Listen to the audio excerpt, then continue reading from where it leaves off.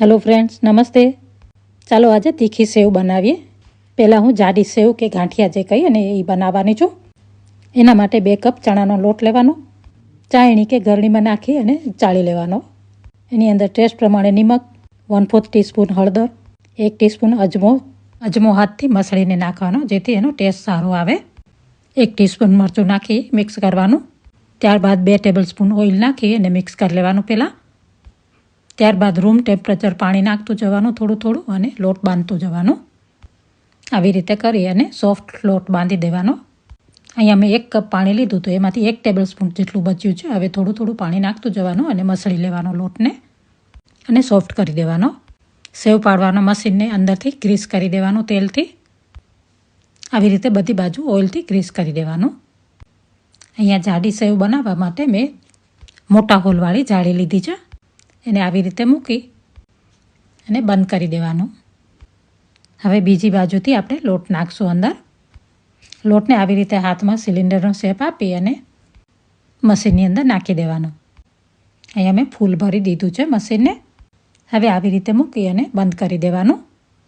હવે સેવ પાડવા માટે મશીન પણ ભરી દીધું છે અને આ બાજુ ઓઇલ પણ ગરમ થઈ ગયું છે। હવે મશીનને વચ્ચે પકડવાનું અને ઉપર હેન્ડલ એનું ફેરવતું આવવાનું। જ્યારે તમને સ્ટોપ કરવું હોય ત્યારે રિવર્સમાં ફેરવી દેવાનું હેન્ડલને।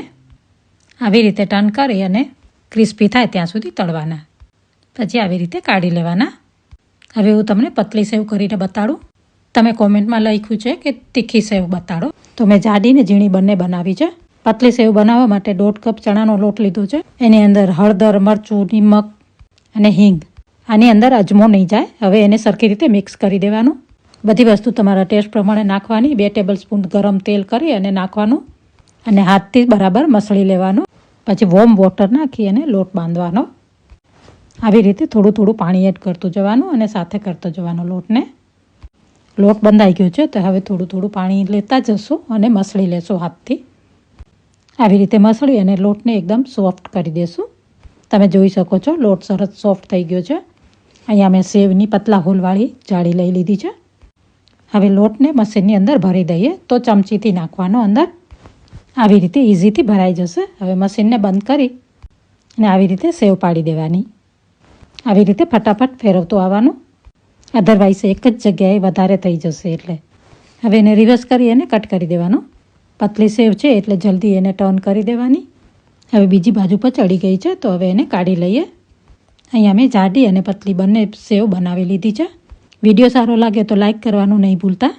Thank you for watching.